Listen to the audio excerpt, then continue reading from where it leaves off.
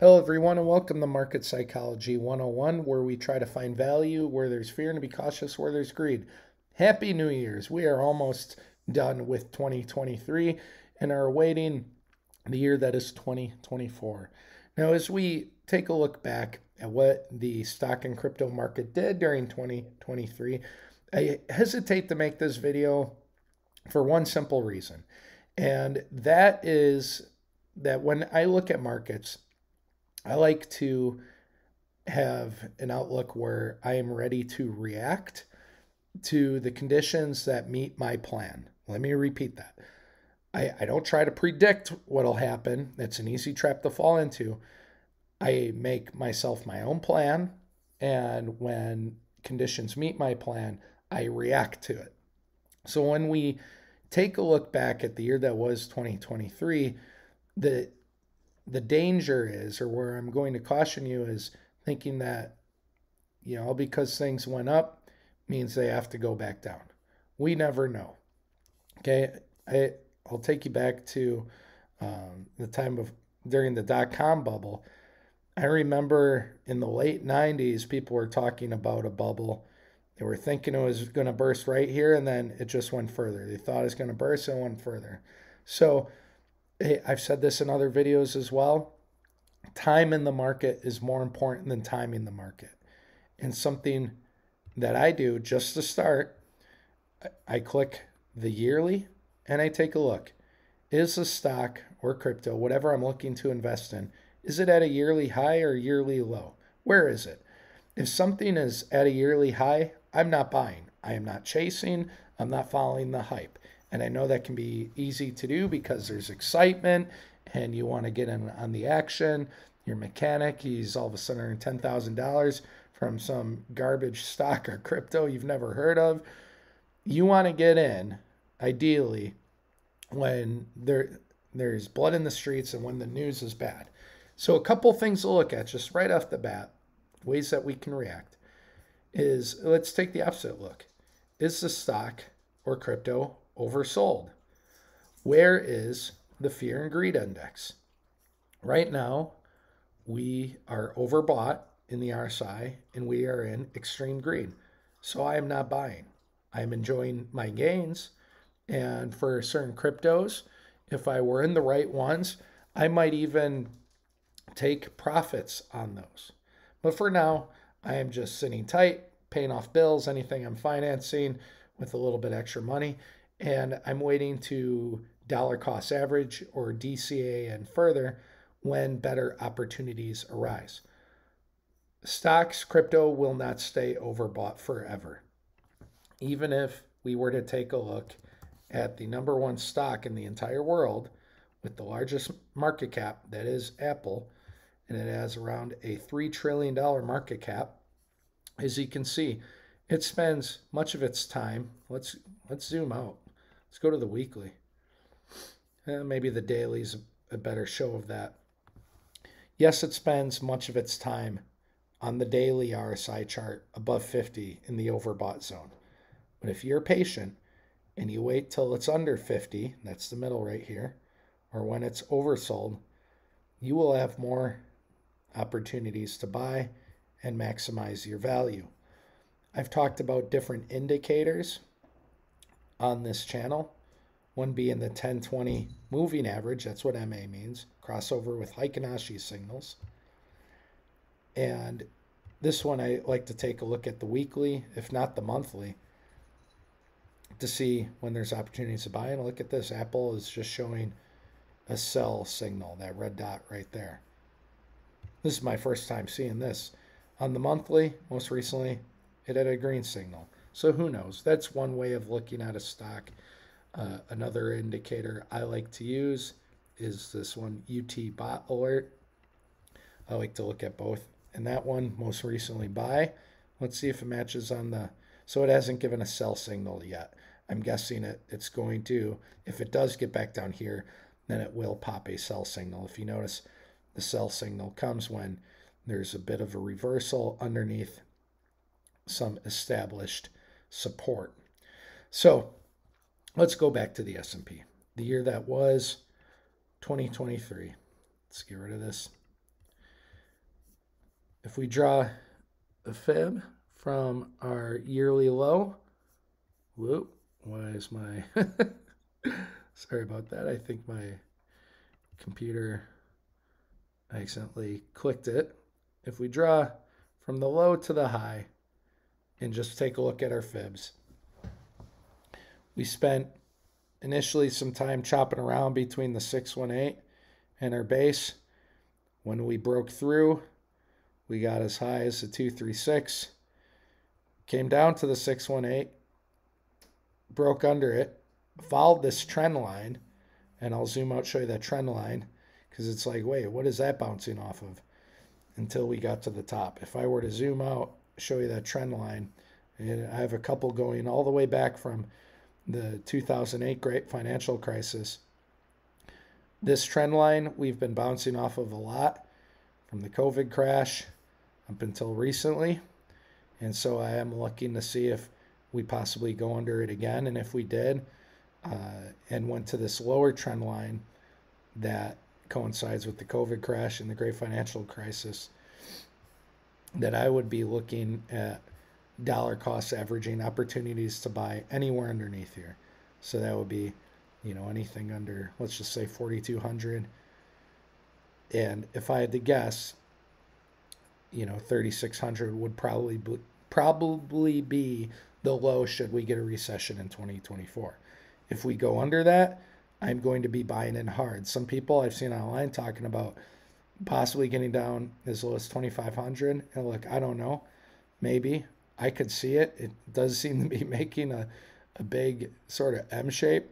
We'll see if that plays out. But you never know. Let's hop over. Well, before we go to Bitcoin, let's take a look at the VIX in the last year. What's happened with the VIX? That's the volatility index. We're at the least volatile time, and so that's why markets have been running high. And if we divide the VIX by the volatility of the VIX, when this is low, markets are high. If you go in this order, if you were to do VVIX divided by VIX, it'd be the opposite. But when it's high, these tend to be the lows in the market in good times to buy. So I'm looking for that to spike. Unemployment rate looks like it's curling up. This thing takes time. Talked about this before, that we've been getting some buy and sell signals, and most recently a sell signal, but it is curling up. So I'm wondering if a buy signal is coming. All right, let's move over to crypto. Have I talked about everything with stocks? I believe I talked about the fear and greed index. Right now, we are on extreme greed. A month ago, we were in greed. A year ago, we were at fear. So, really, we've done a total 180 as far as sentiment in the markets, and this will correct sometime. People have talked about how in March, the banks, the loans that they have from the Fed to cover their losses with the bonds after the Silicon Valley bank collapse. After that happened, the Fed was supporting banks through loans. That many of those loans come due. Excuse me, getting a New Year's Eve drink. That many of those loans are going to be due starting in March, and after that, the dominoes might start falling. So that's something to keep an eye on. Smart versus dumb money. Overall, within the last year, yes, the market's been ripping. Smart money has overall been going down. Dumb money has been going up into this pump. So that has me cautious. Bitcoin. If we were to take a look at the quarters, okay, so this is October to December. This is our year in Bitcoin. Overall, a really great year. Okay, this is the pre-halving year. We were in the 15,000 range, and now we got up to 45,000 or close to it. Right now, yes, we are in the 42 range. I am guessing that we'll get to 48, and I can show you that just by drawing fib and showing you some volume-based support and resistance. So we go from the low to the previous high. We are stuck at the 0.5. Many people are guessing we'll get to the 48 to 50 range. If we take a look at some other indicators like volume-based support and resistance, you can see, let me try to get this purple guy. This one's right in it gets up to 52 and as low as 50. So 48 to 52. Something I've talked about before is this current bull move being similar to that of 2019. Now, this one was more volatile. We have more time to chop up here. We've been slowly grinding up. And so, a concern I do have is whether or not this thing's ever going to come back down. Now, as you can see, we get opportunities when it's oversold, but they're rare and it tends to bounce real quick. So with crypto knows how to create FOMO and to get people to buy into the hype and liquidate them. With crypto, it's a combination of being patient and aggressive. And the best way I can show that is the 4-year cycle. There is a halving every 4 years, and that tends to be around a low in the market, and then you try to sell the high when it comes. So having lows when it runs up to the top, highs, lows, highs. Now it's becoming less volatile over time, so maybe by the time we have the halving, we're between 40 and 50,000, somewhere in there, and maybe our next high is going to be, somewhere around 100 to 120,000. Maybe, we'll see. Back to Bitcoin, the chart here. So I'm looking for a dip, and for myself, I've given myself a little bit of an extra buffer for my buy zones. This is mine personally. None of this is financial advice. If you were to draw the fibs from the low to the high, our previous high, I gave myself a little bit of leeway. And the reason for that is sometimes we will bounce hard, and that whether for buying or selling, and it makes it very hard to react if you're not watching the charts like a hawk. And so if we get in a zone or range, and that's why I gave myself some extra leeway, then I can buy accordingly. I'll do the same for when it comes time to sell. I'll give myself a range and sort of taper out as I sell any profits. Let's see. Altcoin chart. As far as this year goes, let's try to get this looking a little bit better here. We were trending down, and now we're starting to trend up again as far as altcoin season is concerned. And so when you zoom out, you can see we're trending down, and now it looks like maybe a reversal is starting, that we would be trending up. And that would make sense. This was the peak, the sell-off 2018, when Bitcoin was peaked in 2019, and then slowly it went up. Now there's more money into altcoins, and things are less volatile. So I don't know if we're going to hit these peaks, but I'd look for something, if you were to just follow my mouse cursor, to be a little bit less volatile than what it was before. Crypto fear and greed. This is where we are currently.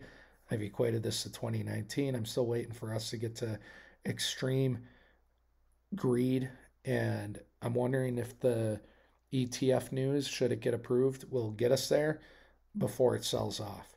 If we take a look at fear and greed, you can notice we were below 30. November last year was the FTX sell-off and collapse, and we've been going up. So we went from around 25 to 75. So pretty much did a full flip. I am wondering if that is going to reverse. Just as you saw the stocks, the S&P, we almost see this giant M shape forming, sort of like a McDonald's M. I am wondering for crypto if we're sort of seeing the opposite, where we have, I guess you could say, a W, duh, that we're going to come down, come up, peak into the halving, come down, and rip up to the end of 2025. That's what this lines up with. This is the halving. It's just something I'm playing with. Things don't have to play out like they have before, but I am interested to see what the price is going to do around these times. Crypto total market cap excluding Bitcoin and Ethereum. As you can see, we're breaking up. We're in the overbought zone. Let's zoom in even more. Now it is starting to consolidate a little bit. So, as this does reverse back down, what's going to happen? Is it going to bottom around here or hit this trend line? If so, that might create opportunities to buy. Bitcoin dominance, something I've talked about before. As you can see from the 2018 bear market, this was 2017 bull market when we were in 2018. Where is 2018? When the bear market started, we were down here. And as we went back up into the next bull market, this was the 2019 net Bitcoin run, and then it started to sell off. Where's March 2020? Right there. The majority of that bull market, I would say, was from the peak of this Bitcoin dominance back here. Yes, it did peak up higher. This was closer to the end of the bull run. January of 21. Let's take a look at where that is. Sorry if I'm flying through this kind of fast. January 21 was right here, so we were pretty much almost done. January 21 right here. So that's why for me, I was not looking for Bitcoin dominance to peak yet. And not long ago, we broke under this ascending trend line. And so I am looking for this to chop. And I am wondering if, this red line here, I was just timing it out from how long it took from when it broke out here. As you can see, look all the way down. January of 2020, we broke under. That was 14 months later. And so I just mapped that out.